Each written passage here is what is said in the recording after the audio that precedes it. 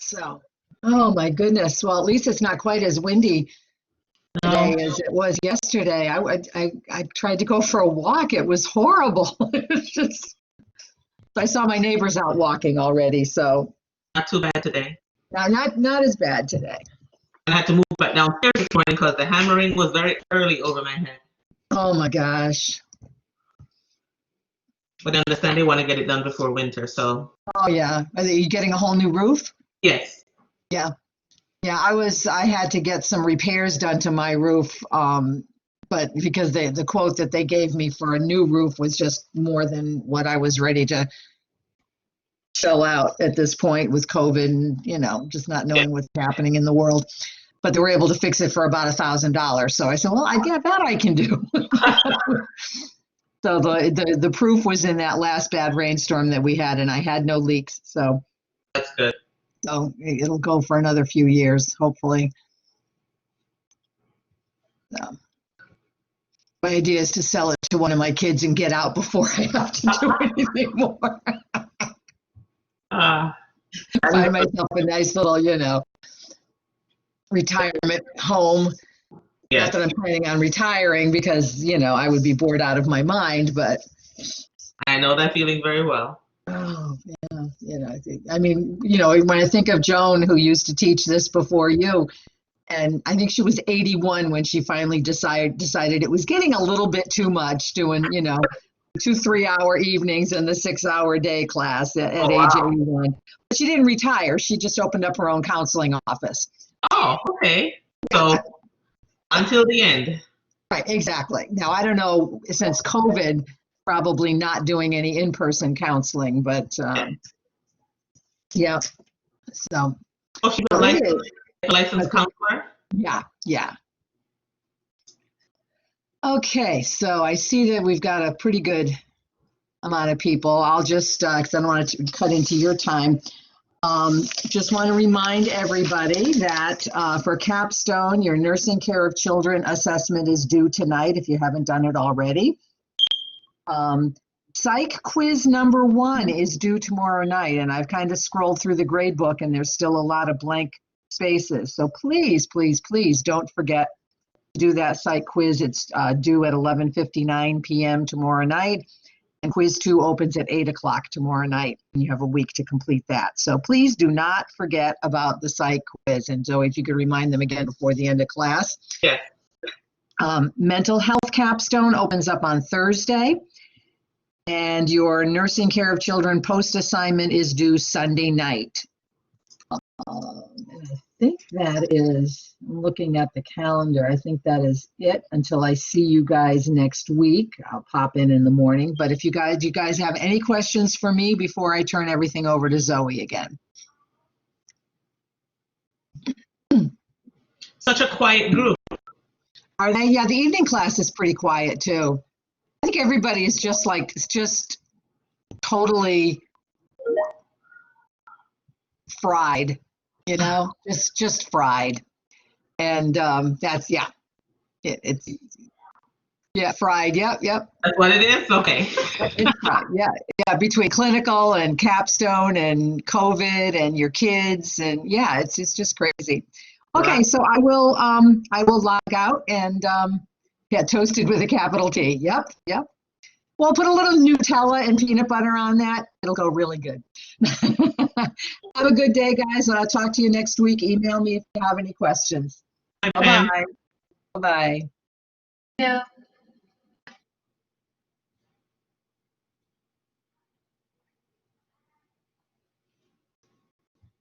Oh, no. Okay, guys. So in the true fashion of mental health, good morning. I usually see like 2 or 3 patients before I log in to start. And of course, my third patient, are you having any suicidal ideations? I have like 10 minutes to see him. And we were using an interpreter and he goes, yes. I'm like, dear God, I don't have time for this because I can't just let him say that and walk away from it, say I have to go teach a class. But luckily he misunderstood the question and he was like, oh, no, I'm not suicidal. So it worked out very well. Any questions about the content from last class?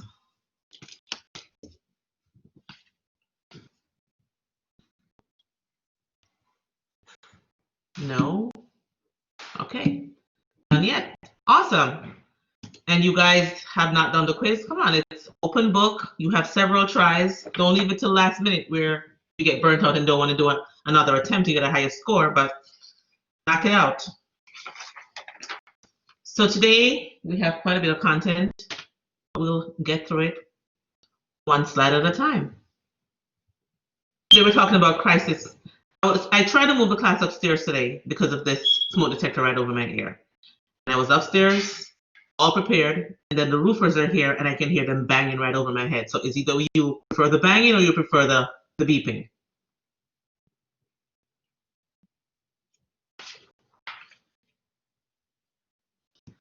So Christ, you guys prefer the banging? If you like the banging, then I'll gladly move back upstairs. We're starting with crisis management, anger management, family and community violence.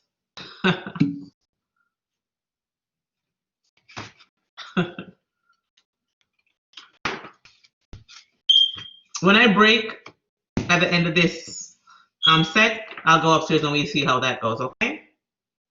So crisis management, anger management, family and community violence. Now, at some point of our lives, you, me, everyone experiences some incident or something occurs that is a crisis. And what separates myself or yourself from the patient who is seen inpatient or in an office for having a mental breakdown or having a panic attack is coping skills. So today we're going to examine like different crises and how we can work through them. So crisis is an individual, is when an individual encounters a precipitated event. So you encounter a new event that you have ways of coping that you usually used to work through your stressors, and now you have this new stressor or this new thing happening that no matter how you try to use the coping skills you once used, they are ineffective. So you start feeling disorganized, like something as simple as preparing for a test. I know for myself, I can speak, preparing for a test brings me some amount of anxiety. So I make sure I pace myself. I don't wait till the night before. And that tends to work. I feel a lot less anxious on the day of the exam. Just imagine if even in preparing myself weeks before, reading the material, I am still like, I don't get this, I don't understand this. So the old methods that I used to use, reading, understanding the content is not working, then I can fall into a state of disequilibrium where things are just not working out. So a stressor is any precipitated event that acts upon the individual's self-concept. It could be one's self-esteem or their interpersonal relationships. What are some stressors that you think would affect one's concept, self-esteem, or relationships? Thank you, whoever started the recording. I just remembered.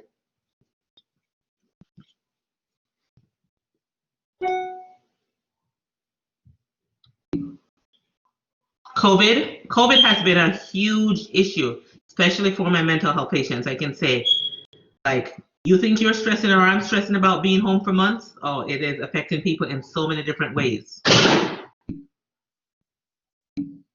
That's something that just fell off the roof. Getting laid off or fired, yes. Like, who are you? You were the main breadwinner for your family. Now you can't even identify as such. Now you are a jobless adult. School is a huge stressor as well. You're trying to manage your adult life as well as home, work, school, dysfunction in the family. So there are lots of issues that can present in one's life that affects their psyche. And when they fall into this state of disequilibrium, it can result in anxiety, it can be depression, gross disorganized function, and they fluctuate between using old and new coping skills, sometimes never being able to find one that works effectively. So there are different phases of a crisis. A crisis can begin by confrontation by the hazard as it threatens your self-concept. You attempt to use problem-solving techniques which fail. Even your emergency solving techniques are not enough. This leads to a major state of disorganization. And then this is where we start seeing people having diagnoses and mental health problems.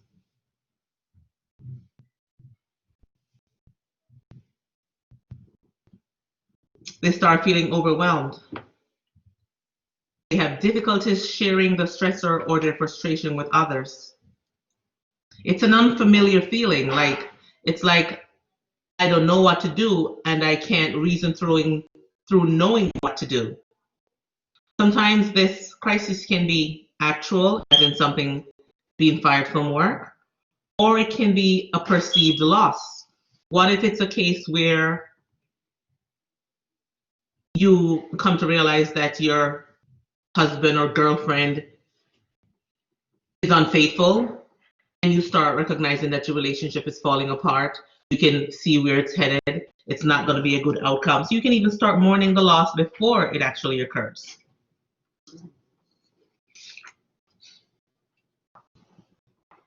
So there are different types of crises. There is a maturational crisis. It's also known as a normative or a developmental crisis. It occurs throughout the life cycle when older methods of coping are no longer appropriate. So there are lots of things that we did as children, which we use as coping mechanisms to work through different issues as they presented, that wouldn't be appropriate as adults, or they wouldn't work as adults because they're limiting.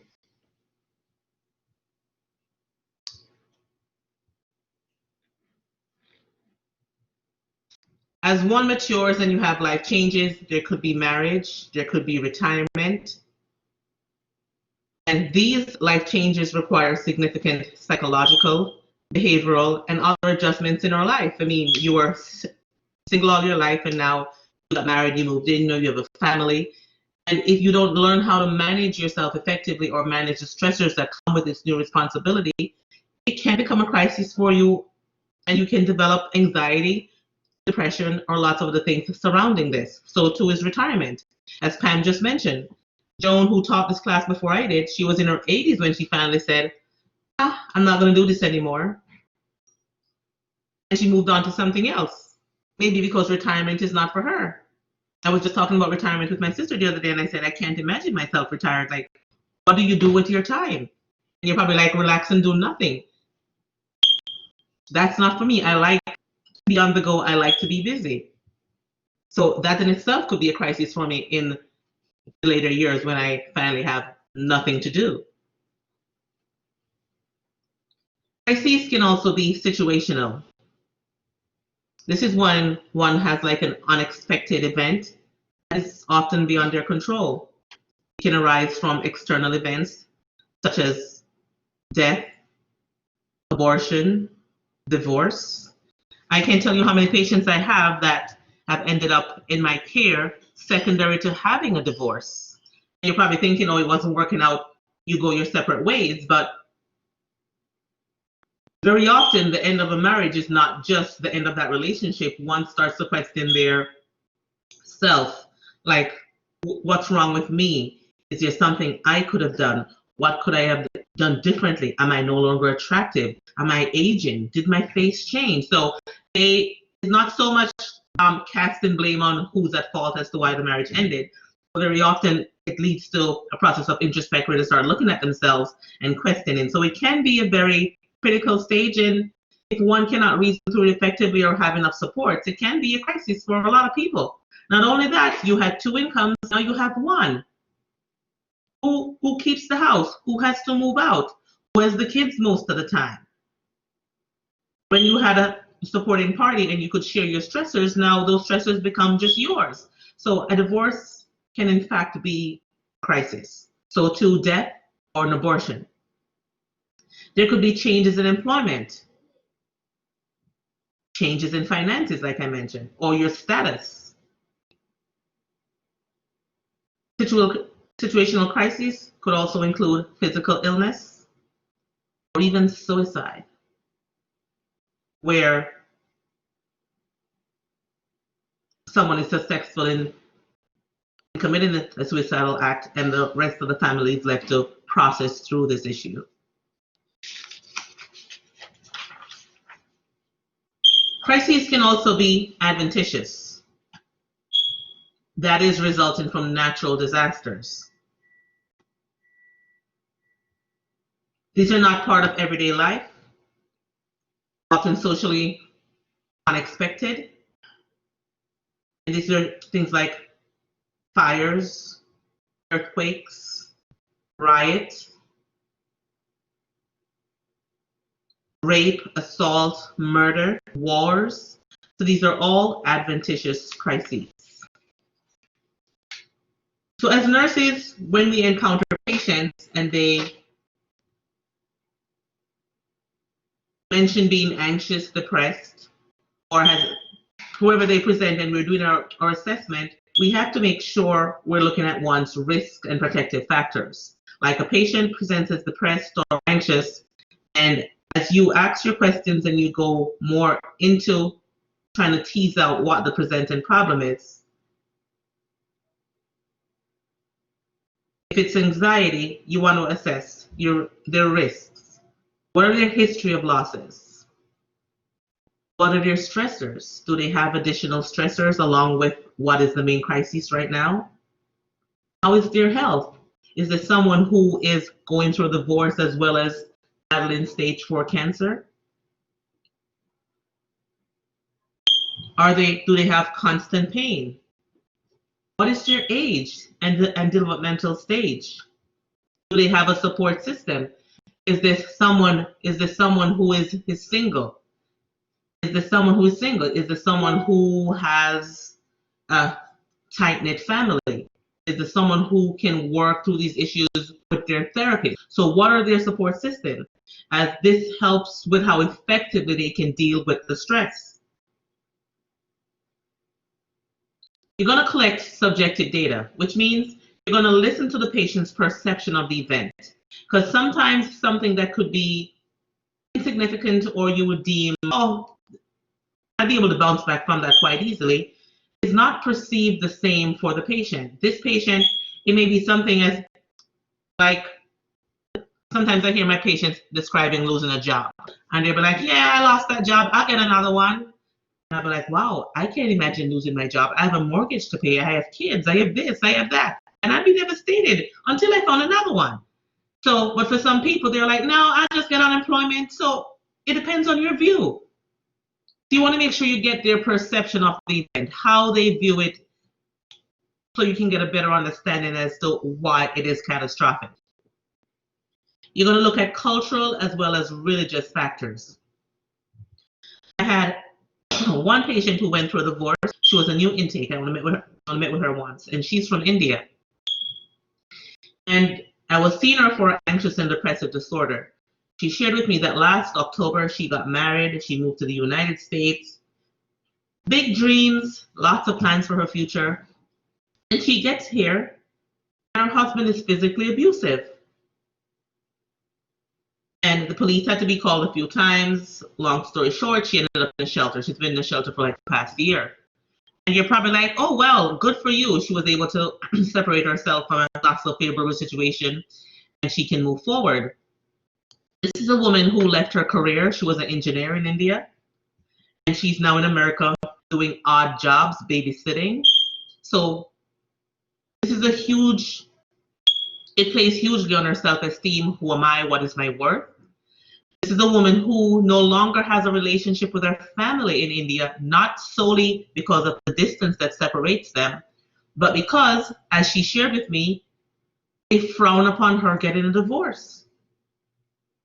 So you want to make sure there are not cultural issues at play here, because now she questions, should I have stayed in that abusive relationship and work things out with my husband? Because now she's ostracized for her family because she has brought shame onto them by having a divorce.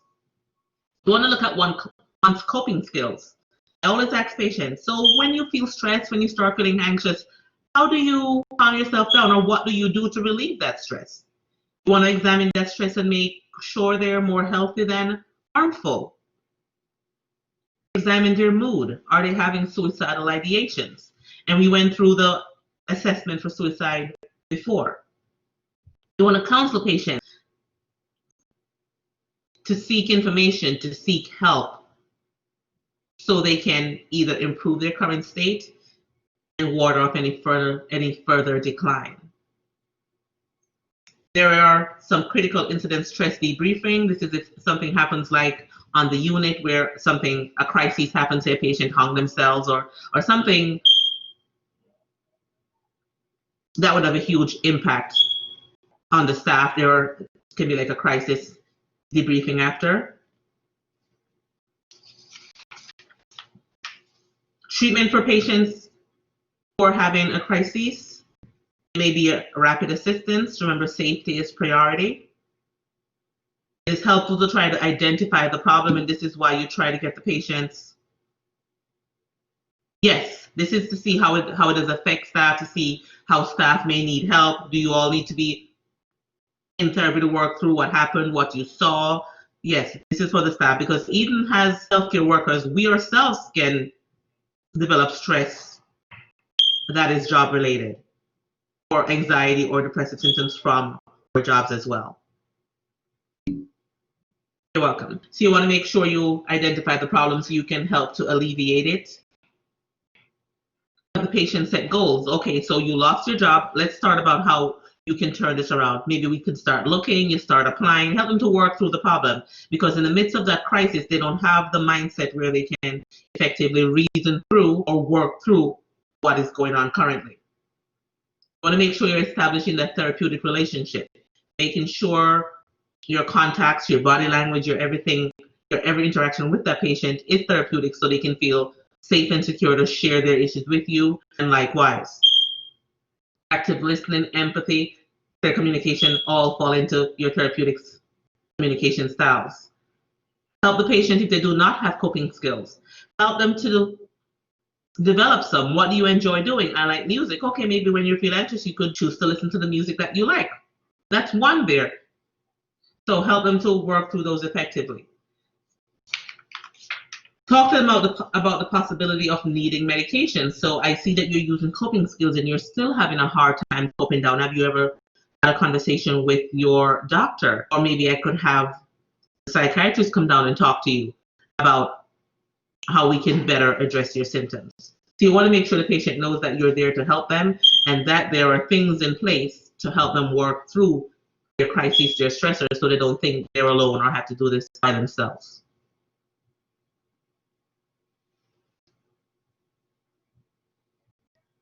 Anger management. The emotion of anger can be positive or negative. And you're probably like, how can anger be positive? Can anyone tell me how anger could be positive?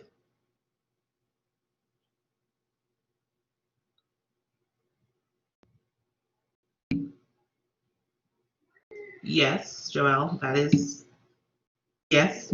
It can serve as a motivator. Like if you're experiencing, very good answers, guys.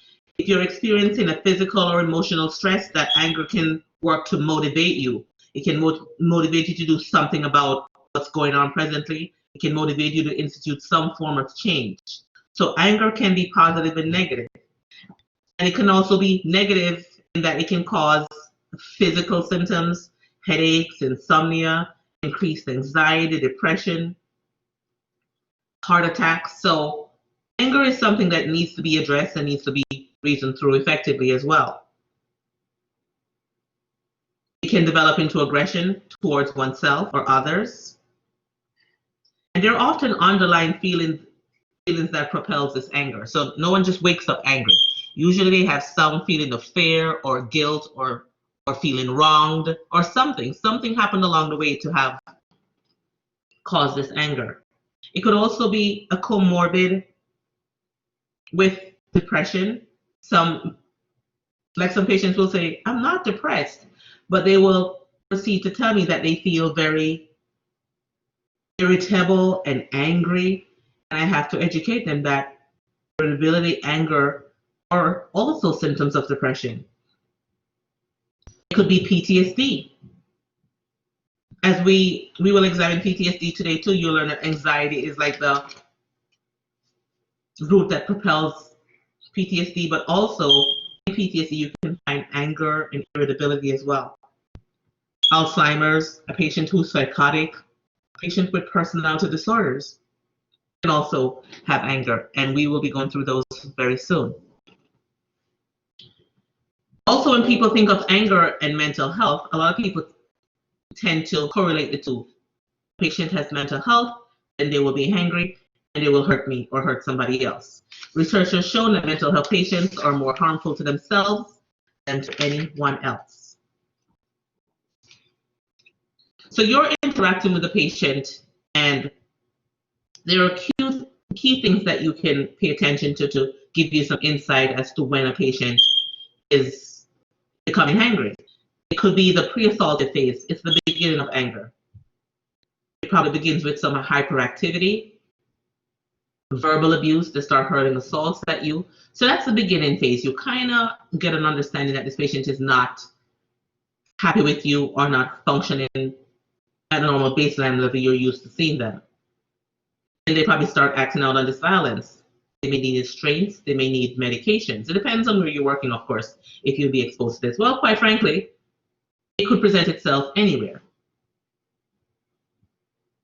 And the post-assaultive phase is the phase where you sit and you reason with the patient about the incident. How could we have avoided that? How could this be avoided next time? What can I do to improve the relationship? So remember, I worked in a subacute residential for a good 8 years, and it was with children, and it was very key to performance to be able to notice these phases of anger so we could avert having a restraint or physical altercation between the residents. So being able to identify these beginning signs, active phase, is very important to how you interact with the patient. Our number one goal as nurses is that we should move to eliminate mechanical restraints, which means least invasive methods first. So if we see the patient in the pre-assaultive phase, we can choose to try to de-escalate them there, because while it would be much easier just to restrain them when they escalate, it has been shown that restraints do not serve as a therapeutic intervention. It doesn't improve your relationship. It'll probably work out to be more harmful in the end. Before you put restraints on, you want to make sure, or before you apply any kind of hands-on restraints of any kind, you want to make sure you're reviewing the orders. You want to make sure you're following protocol, because remember, we looked at like assault and battery. So you want to make sure whatever you're doing is within the confines of the law.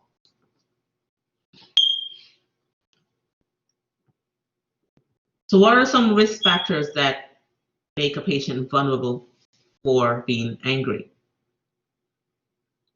If they have a past history of violence, if they say they have a diagnosis, childhood abuse, family history, certainly. They have a diagnosis of antisocial personality disorder or an intermittent explosive disorder. That kind of gives you some insight that this patient has potential to. Alcohol or drug use, most certainly. Substance use, traumatic experiences, along with poor coping skills, limited support system, psychoses. And as we speak about psychoses and hallucinations and delusions, what disorder comes into mind?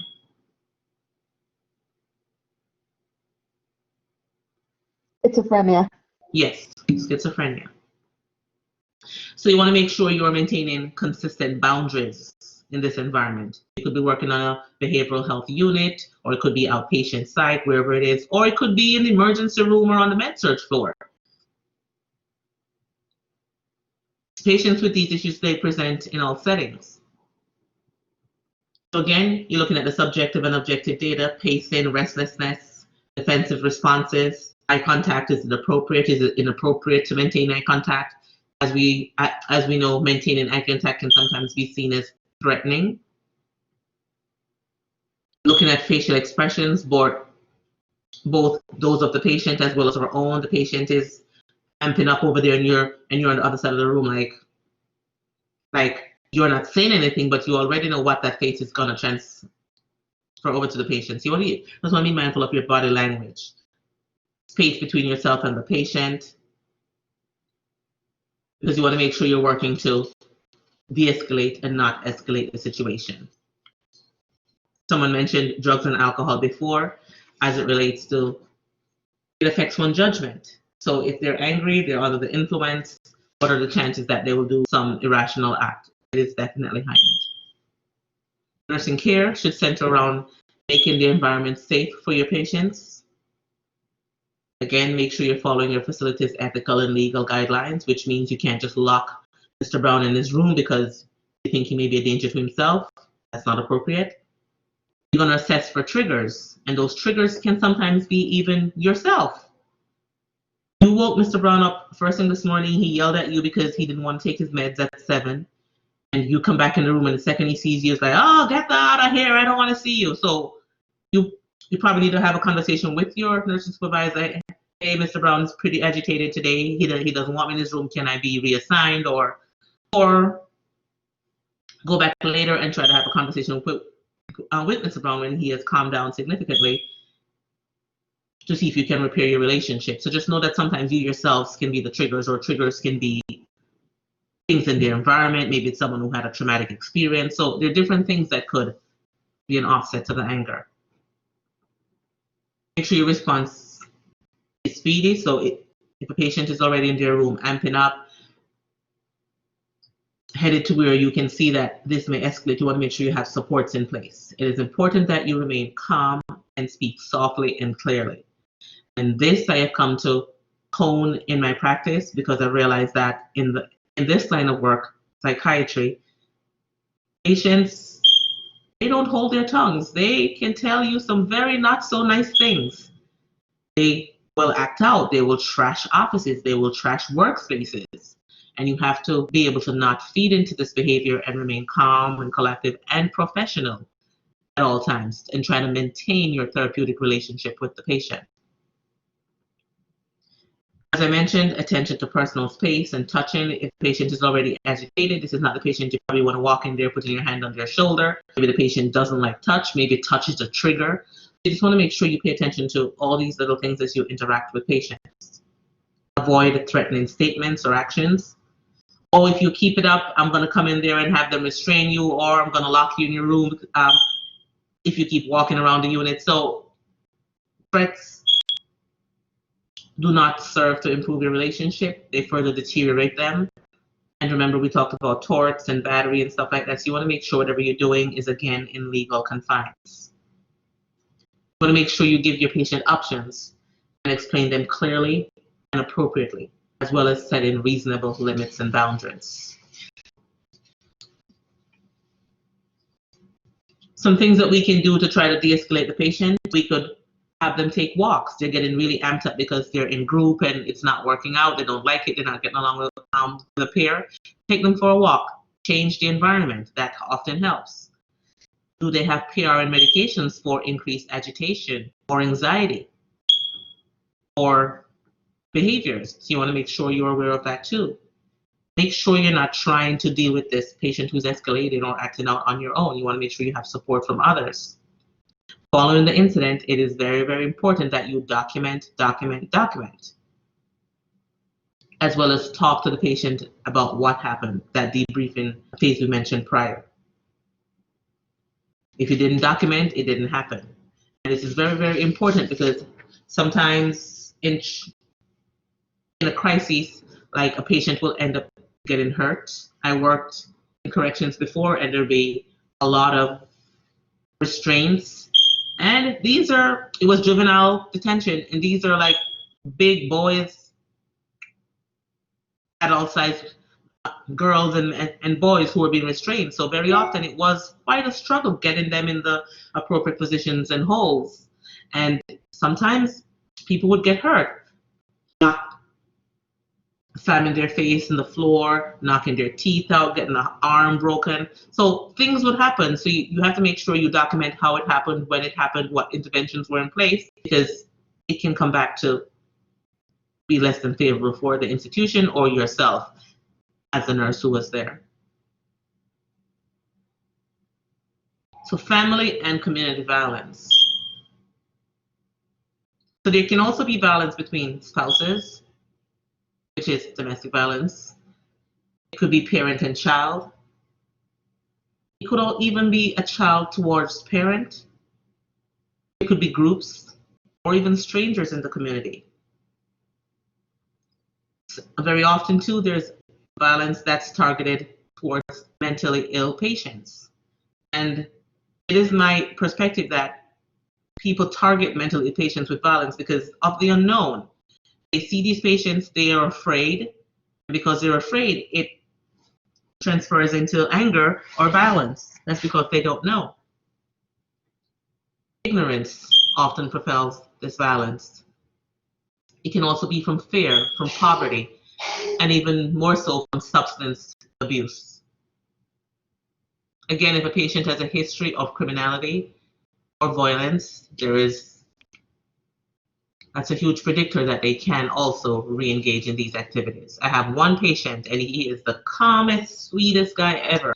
And then when I look through his history, I see that he spent a significant amount of time in a locked facility, like 10 years. And then I read through his history some more. I see that he stabbed 2 women in public unprovoked. So I made sure I keep that in my mind whenever I interact with him. If I should ever see him starting getting angry as much as he presents very well, as calm as ever, I couldn't imagine that he could have engaged in that behavior. I know he has this history of violence, so he has the potential to. Remember, female partners are most at risk. This is not to say that only females get abused. Men also get abused. The risk increases most when one partner tries to leave the relationship. Pregnancy also increases risk.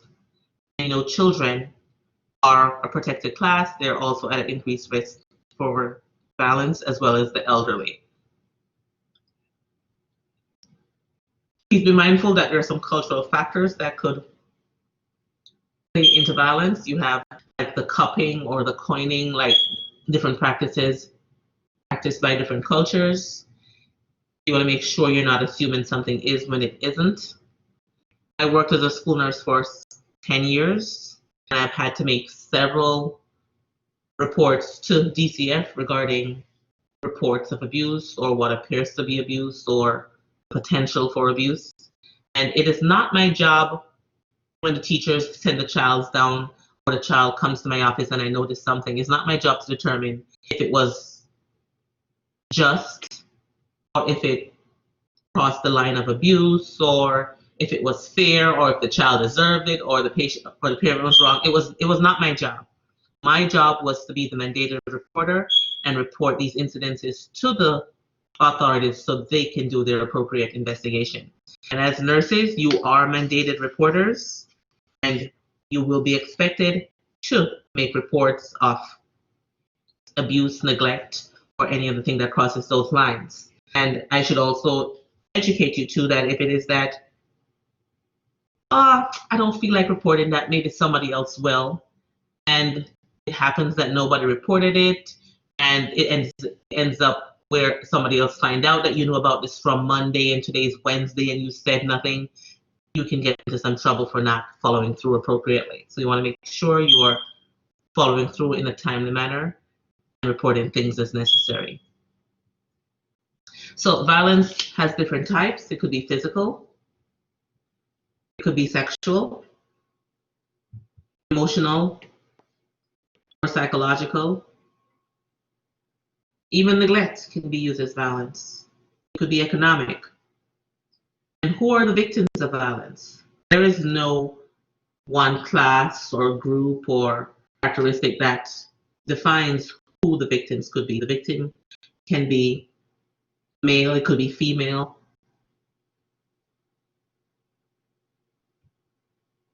Often they're vulnerable people, elderly, children.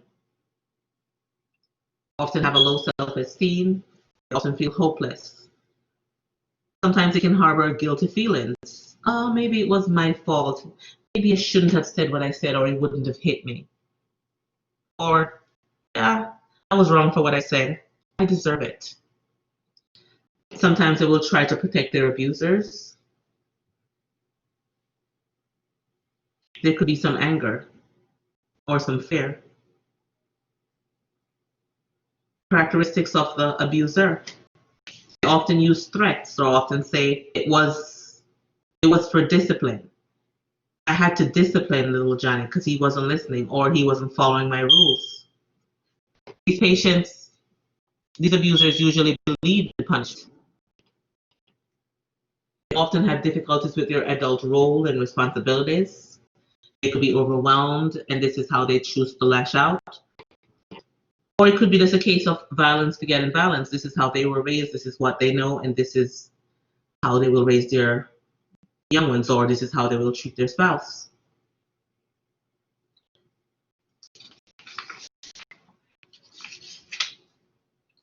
So as you get into the field of work, there are some age-specific signs of abuse. As it relates to infants, it could be the shaken baby syndrome. It could come in with respiratory distress, bulging fontanelles, retinal hemorrhage, any bruising before 6 months of age is cause for further questioning, because this is a baby who should be not crawling around, bumping into things or doing things or walking and falling. So you want to make sure you question this.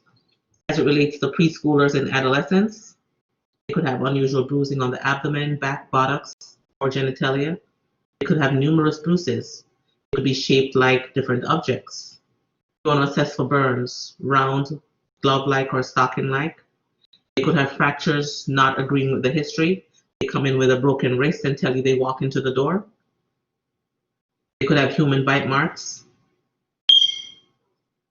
Head injuries. I remember it was one year when I worked as a school nurse. It was the beginning of the school year, and we had a new second grader to the school. This was like the first week of school. And the teacher sent her down to me because she had some bruising on her arm. And not only did she have bruising, but she had bruising in different stages of healing. So it was like fresh bruises, old bruises, very old bruises. And as she came in and I got to talking with her, she wasn't saying much. Like, how did you get that bruise? She wasn't saying much. And that was of concern. She was just very introverted, wouldn't share with anyone how she got the bruises. And I had to call DCF, and the DCF worker came. And when the worker came, this little girl had bruises not just on her arms. When the worker removed her clothing, I was asked to be in the room as another person. She had bruising all over her legs, bruising on her chest, on her back. She was covered in bruising. Like everyone's mouth was like, oh my goodness, I can't believe this is happening to this child. So she still wouldn't share with anyone how she sustained those bruises. So she was taken to the Children's Hospital for further investigation. And the parents let me have it. So usually DCF will not tell the parent who made the call, but of course the child is old enough to say the teacher sent me down to the nurse and the nurse said or the nurse called. So they found out it was the nurse that made that call. The parents let me have it. How dare you accuse us of abusing our child? And I'm going to take my child out of that school. And it went on and went on. They were not happy, but that's usually the course of action. But the moral to the story is this child was not abused. This child ended up having a blood disorder and bruised easily. She ended up being admitted, had a blood transfusion, and underwent a long series of treatment. So it was good that it was identified. The parents got used to her. Oh, she's so klutzy, she hits herself and she gets bruises all the time.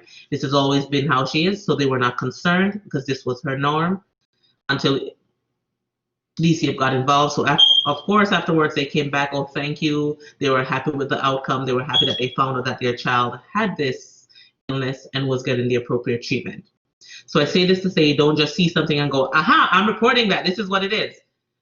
It's not always the case. But neither is it your job to sort out whether it is or it isn't. Make that call. Older adults are also victims of abuse. They can present much like children with bruising, laceration, fractures not matching the history or or the stated mechanism of injury. We just want to make sure we're not turning a blind eye, that we're always remaining vigilant and advocating for patients. I remember I had one patient who usually came in with her caregiver. So usually patients can have anyone in the appointment they choose to, so the caregiver would come in with her. But I realized every time I asked her questions like, how are you sleeping? How are you eating? How is your mood? She wouldn't answer any questions until she looked at her caregiver, almost like for approval before she answered. And it just didn't sit well with me. Sometimes she'd say, I'm feeling depressed, and the caregiver would be like, oh no, she's not depressed. Like, who is speaking for whose mood here? So then I started having the caregiver wait outside. I had my appointment with the patient with just her, and I received a lot more information from her than I ever had in those previous appointments. She would openly share things that she had denied prior, and it was to her benefit that we had separated the two.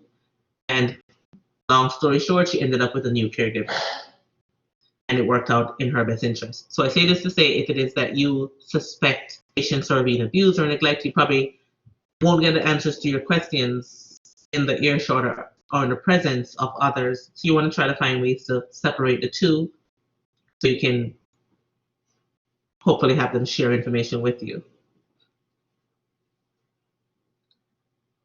Your nursing care treatment plan, there's a state, as I mentioned, your state mandated reporters.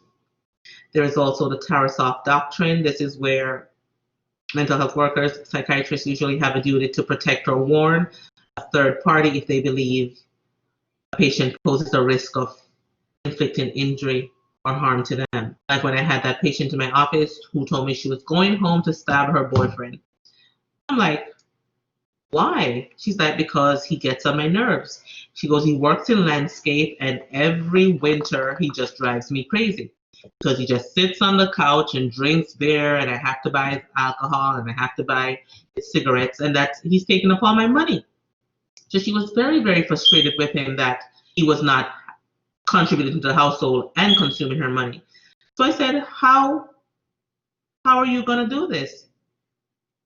She goes, I'm going to stab him. I'm like, with what? She goes, with the kitchen knife.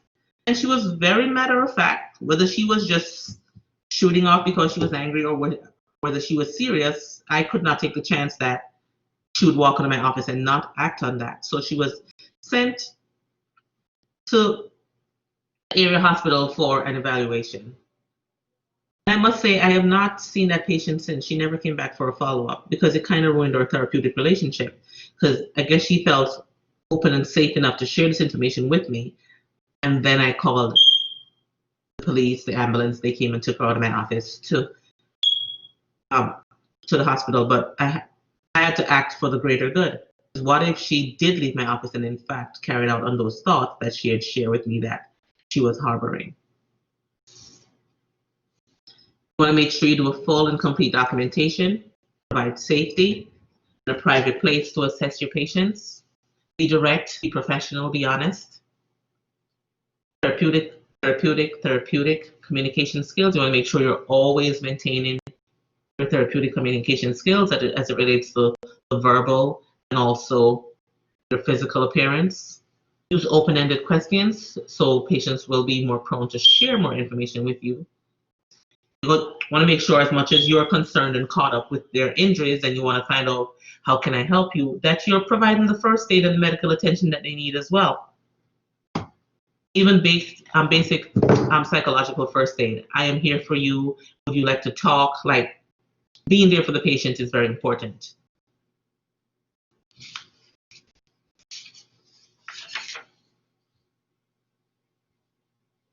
So there could be different treatments in your nursing care plan. These patients may need trauma-specific interventions as well, like they may need therapy, skills teaching. They could also probably need like trauma-specific care.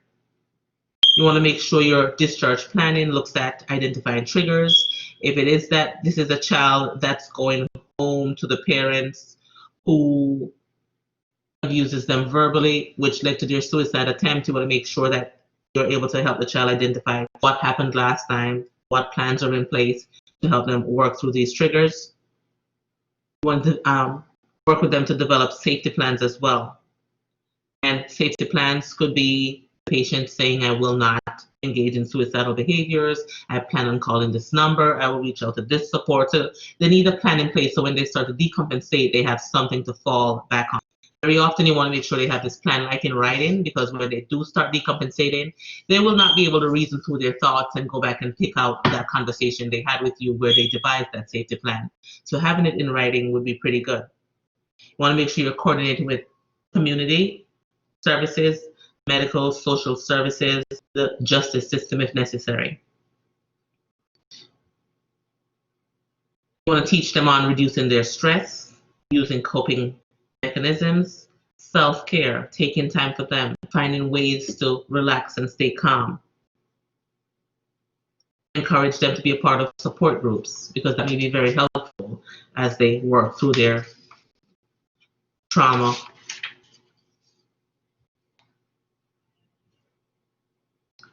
And we have sexual assaults.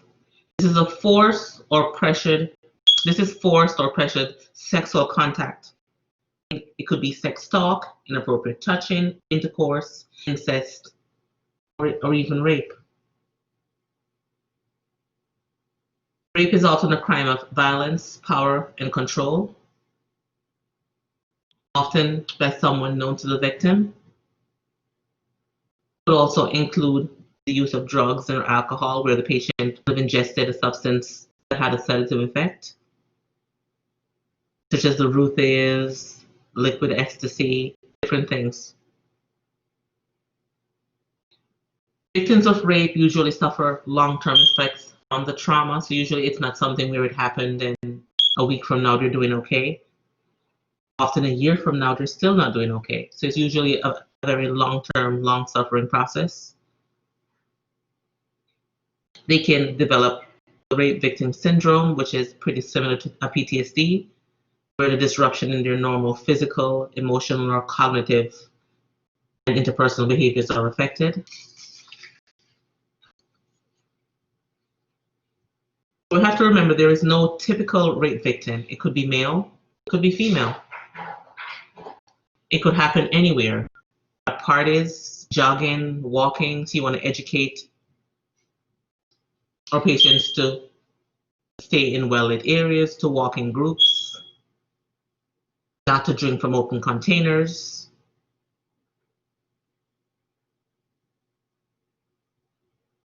There could be an acute phase where they have an initial psychological reaction. This is where they will probably start having somatic reactions or probably even denying that something happened to them.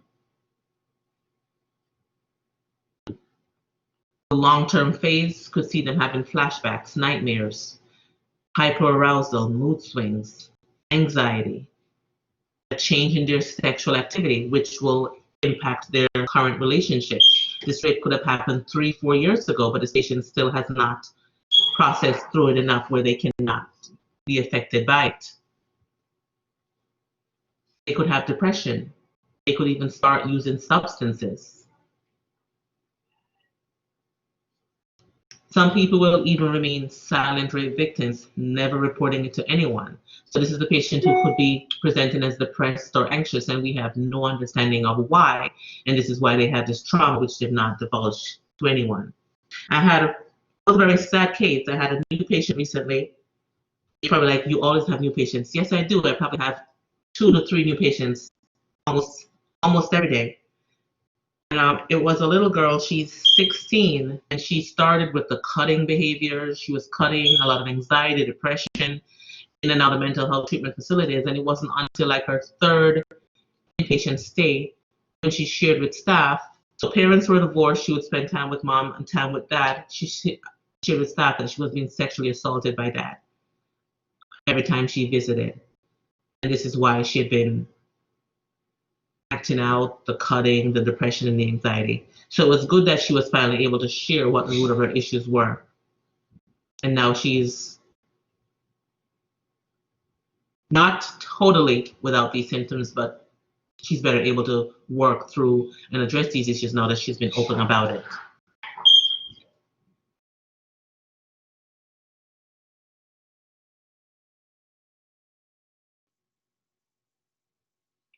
So it's important to get this patient in touch with like a rape counselor. Make sure you're preserving evidence if you're the first nurse to interact with this patient. Collect your samples. It depends if you're working in forensic, it depends on where you are and what your duties are in that setting.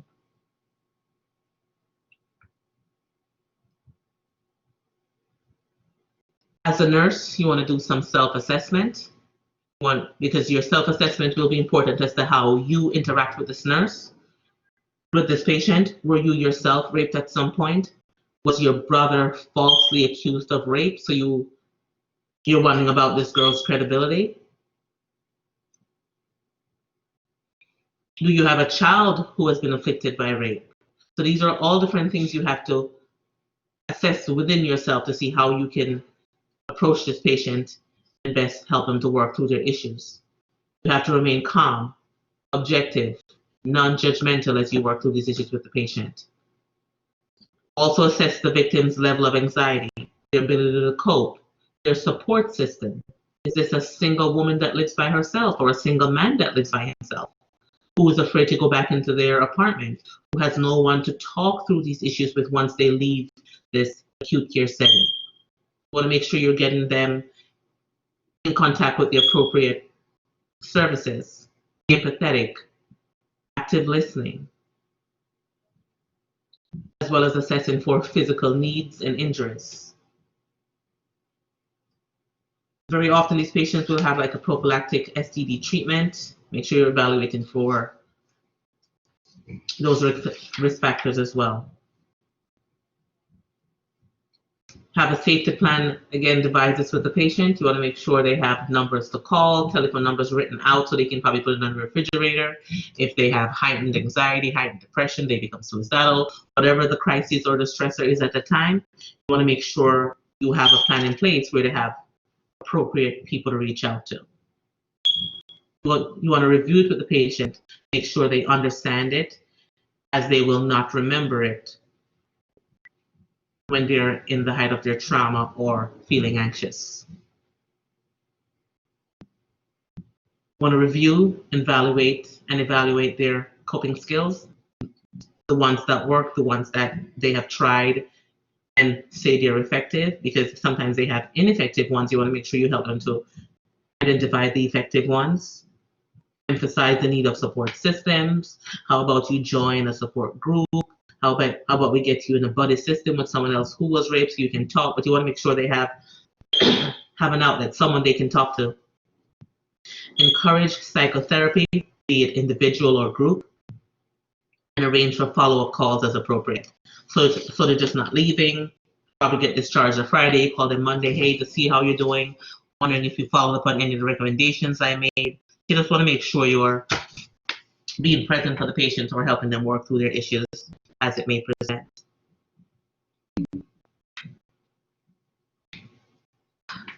Tabitha, thank you. Any questions?